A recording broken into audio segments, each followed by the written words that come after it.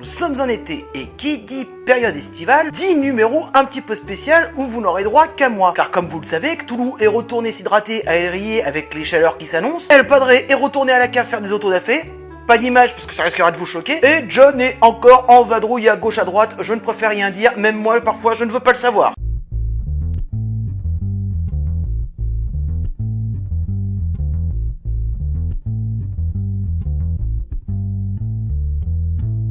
Bonjour à tous amis lecteurs. Est-ce que par hasard, il ne vous est jamais arrivé de dénigrer complètement un univers en trouvant que c'était de la merde? Bon ok, j'avoue cet épisode il va peut-être pas trop prendre de gants, donc si vous aimez le consensuel, déso pas déso. Bref, on est souvent en train de hurler contre l'élitisme, à tort ou à raison j'ai envie de dire, mais combien d'entre nous le dénoncent et finalement ont encore une part d'élitiste en eux? Spoiler, j'en fais partie. Soyons clairs, qu'est-ce que l'élitisme? Si on s'en réfère à Wikipédia, la définition de l'élitisme est une attitude qui consiste à favoriser l'accession des personnes jugées comme étant les meilleures et qui tend à dévaloriser le reste de la population. Ce mot ne doit pas être confondu avec aristocratie, qui désigne un système de gouvernance par une élite, la définition de élite pouvant varier. Bon, la deuxième partie c'est cadeau, me remerciez pas. Mais l'élitisme en littérature, c'est quoi finalement? Je dois avouer que l'on pourrait se contenter de critiques faciles. Et comme il faut un début à tout, voici quelques exemples auxquels on a déjà pu avoir affaire. De toute façon, il n'y a que les écrivains du 19e siècle qui valent le coup. Ne riez pas, on m'a servi cet argument en pleine poire. Ça fait vraiment pas plaisir. Et puis la science-fiction, ce n'est pas une vraie littérature de genre. Ce ne sont pas des insérés ici n'importe quel genre la poésie. Tolkien, c'est de la littérature, à la rigueur. Mais c'est parce qu'il a bossé son sujet, pas comme tous ceux qui ont voulu le copier. Tu veux pas lâcher tes insérer ici un genre complètement inutile et lire des vrais écrivains? Évidemment, ce genre de critique est assez facile, et de l'autre côté, on se retrouve souvent avec ce genre de réponse. De toute façon, Musso, il écrit toujours la même chose. Vous êtes bien gentil avec vos mots passants et compagnie, c'était il y a plus de 150 ans maintenant. Il faudrait peut-être s'intéresser à ce qui a été fait de nos jours. Si la science-fiction que vous décriez tant n'existait pas, il y aurait beaucoup moins d'avancées technologiques. Bref, vous l'aurez compris, ceci n'est qu'un maigre aperçu malheureusement des phrases qu'on peut s'envoyer à travers les dents. Et j'avoue que la liste en réalité est très longue, on pourrait se faire un épisode complet sur les réparties qu'on s'envoie d'un côté et de l'autre. Bon, je balance un peu des phrases comme ça et je donne un peu mon avis, mais finalement, est-ce qu'un élitiste dans la littérature, c'est vraiment une plaie? Bon, il faut dire qu'on peut voir l'élitiste moyen comme un petit vieux aigri qui hurle sa rage pour la perte des belles écritures d'antan au profit de genres beaucoup plus rapides à produire, qui seraient juste bons à être considérés comme de la littérature de gare, bon à divertir la plèbe.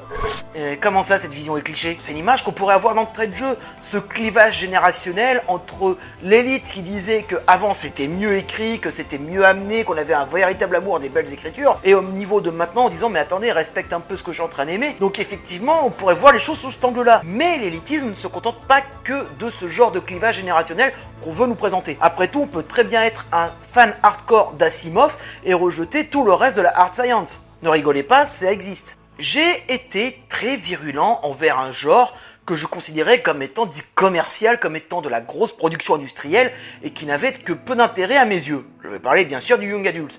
Si le sujet vous intéresse, il y a une playlist que je vais mettre ici en lien et vous verrez les 7 vidéos qui concernent ce genre de littérature que je déteste un peu particulièrement. Peut-être est-ce moi, mais est-ce qu'on n'a pas tendance à dénigrer un peu les nouveautés pour nous dire que notre style est meilleur? Parce qu'après tout, je suis un grand fan de science-fiction depuis un long moment, un fan de fantasy depuis un long moment, et le young adult qui est un peu récent serait pour moi donc le moment de dire mais attendez, ce que t'es en train de dire c'est de la merde, et de devenir ainsi moi-même un vieux con. Vous le voyez venir? Ouais, voilà. Mais nouveau spoiler et rebondissement, il peut y avoir des choses très bien dans le young adult. Ok, va falloir que je clarifie un truc. Oui, parce que évidemment, j'ai ma propre définition du young adulte. Et effectivement, je pourrais encore passer pour un vieux con en disant ça. Mais si vous regardez dans mes one-shots à tout hasard ces 2 épisodes-là, moi je considère que c'est du très bon young adulte qui prend pas ses lecteurs pour des buses en voulant les faire rentrer forcément dans des petites cases. Mais alors, est-ce qu'une œuvre est vue comme bonne parce qu'elle est bien vue par une classe sociale? Encore une fois, non. Une bonne œuvre restera et restera toujours un avis subjectif. Et soyons clairs, ça viendra surtout des goûts et des attentes des lecteurs. Parce qu'il faut savoir que quelqu'un qui a été déçu peut, sous le coup de l'énervement, avoir des propos qui le dépassent, avoir une critique qui n'est pas du tout constructive, et finalement descendre quelque chose qui ne le mériterait peut-être pas tant. Il peut dire que ça a été mal écrit, il peut dire que ça a été bâclé, il peut dire que ça prend ses lecteurs pour des cons, mais est-ce qu'au final, est-ce que ce livre lui était destiné? Parce que c'est ça aussi quand on fait une BD, un comics, un roman ou je ne sais quoi, il faut aussi toucher son cœur de cible. Parfois on n'a peut-être pas forcément le recul nécessaire pour pouvoir critiquer ça. Qu'on le veuille ou non, quand on écrit quelque chose ou quand on crée quelque chose d'ailleurs par extension, on ne plaira jamais à tout le monde. La plupart des gens feront qu'ils passeront leur chemin. Mais non, l'élitiste, lui, il va rester, il va rager.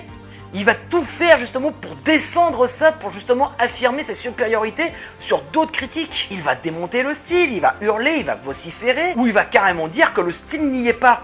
Spoilers, quand on veut écrire quelque chose, le style n'est pas la première chose à prendre en compte, ni même la deuxième, ni même encore la suivante. Le truc qu'on perd un peu de vue, c'est que c'est un tout, c'est une alchimie, et le style est tout aussi important que la cohérence de l'univers, ou toute autre chose que l'on veut d'écrire dans un livre. L'auteur a envie que ça se passe dans un cadre de SF, eh bien soit, mais ne l'attaquez pas là-dessus. Tout simplement parce que ça ne sert à rien de critiquer le fait que ce soit de la SF, parce que ça ne se passe pas dans notre monde. Je ne vois pas l'intérêt de faire ce genre de critique. Et c'est un peu ça par exemple que je reprocherais à notre élitisme chauvin en France. Parce qu'on a eu une période de science-fiction qui a rayonné à travers le monde, mais qui n'a jamais vraiment percé en France. À un tel point qu'un genre, la SF française, qui a inspiré énormément de choses à l'étranger, s'est retrouvé dans un mouvement underground dans son propre pays de naissance.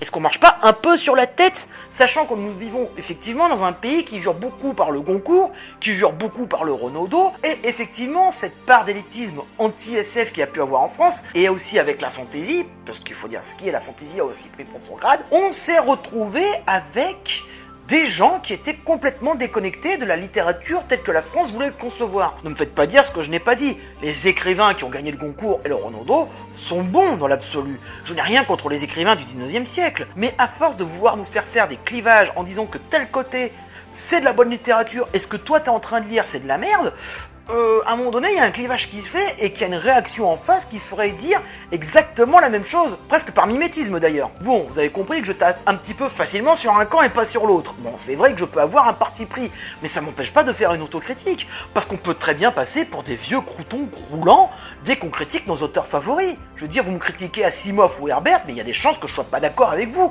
et que je puisse très mal le prendre et avoir une réaction élitiste, voire paternaliste envers vous. Et c'est un peu pour ça que ce n'est pas bon, l'élitisme. Petit spoilers. Il se trouve qu'il y a quelques mois, alors que j'étais déjà en train de tourner mes épisodes de Geek Librairie, j'ai eu une discussion avec une amie qui m'avait sorti que Tolkien c'était de la merde. Autant dire que sur le coup, j'ai moyennement bien pris, je suis pas un fan hardcore de Tolkien, il a ses défauts, mais il écrit bien quand même, faut dire ce qui est, il a quand même bossé son sujet, il a quand même fait beaucoup de trucs. Et après tout, si on apprend du Tolkien en littérature anglaise, c'est pas pour rien. Mais quand on me sort que derrière Asimov et Herbert, c'est un peu de la merde, parce que je l'ai vécu, je l'ai traité de fumiste, de prof de L. Spoiler, on se parle plus. Et je tiens à m'excuser auprès de tous les professeurs qui aiment la SFFF. Après tout, on a le droit des erreurs, et Cthulhu vous aime. Même si ça doit être cuit sous la cendre. Je crois que je demanderai. Mais j'ai tendance un peu à m'égarer. Et au final, comment combattre l'élitisme? Mais en fait, c'est tout con parce que n'importe qui peut devenir un élitiste. Plus on a tendance à lire, que ce soit du roman, du comics, du manga ou toute autre forme de livre, plus on a tendance à être blasé quand on voit de nouvelles histoires. Petit exemple, l'été dernier, quand j'avais commencé les one-shots, j'ai sorti un one-shot sur Terra Prime, que j'ai un petit peu défoncé au passage. Mais le point intéressant, c'est que moi-même je reconnaissais qu'il n'était pas fait pour moi, et que ça fait partie de ces bouquins que je conseillerais à un adolescent, parce que ça peut lui faire une très bonne entrée en la matière dans le monde de la SF. Même si j'avoue que ça faisait un truc bizarre entre Pocahontas, Avatar et tout ça. Mais après tout, cela n'engageait que moi, ce qui finalement pourrait classer cette BD dans le young adulte. Ah, je m'égare. Mais si j'y trouve beaucoup de défauts, d'autres y trouveront des arguments pour le lire. Et cela est une très bonne chose au final. Du moment que je dise pas, ne lisez pas ça, c'est de la merde. Je crois que je l'ai fait pour Prométhée. Mais pourtant, j'avais trouvé un intérêt à ce qu'il soit lu. Et si je ne l'ai pas aimé, est-ce que Philippe Ngakou, qui a écrit Terra Prime, devait arrêter la BD et passer à autre chose? Bien sûr que non. J'ai eu un avis négatif sur cette série. Mais ça concerne que moi. Mon but n'est pas de vous dire ce qui est bon ou pas pour vous, même si parfois ça peut m'arriver. Mais au final, c'est d'essayer de vous amener des arguments pour que vous puissiez lire ou pas ce livre et aussi vous forger votre propre avis par la suite. Parce qu'un avis négatif de ma part ne doit pas être perçu comme c'est de la merde. Certains se retrouveront dans mes arguments négatifs et pourtant ils iront lire. Pourquoi? Peut-être parce que c'est tout simplement une divergence d'opinion et que ce que moi je n'ai pas aimé est un argument valable pour eux. Et vous savez quoi? Je leur en veux pas d'aimer des choses que moi je n'aime pas. Je vais pas me la jouer avec Padré en mode l'hérétique. Même si je le pense très fortement pour certaines sagas. Mais là, c'est un autre problème qui ne touche pas que la littérature. Donc, que faire face à un élitiste? Perso, je suis pas constructif pour un rond. J'ai tendance à l'envoyer chier.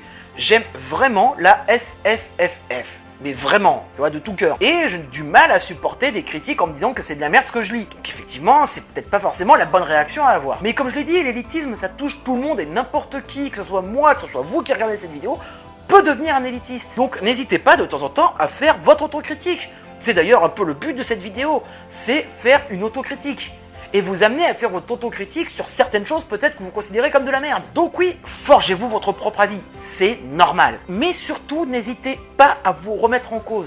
Parce que si vous ne le faites pas et que vous êtes incapable de faire votre autocritique, c'est que vous êtes peut-être devenu un connard d'élitiste. Mais au final, qu'est-ce que j'ai à proposer sur le sujet? Si la réponse est rien, vous êtes en droit de me demander des comptes dessus.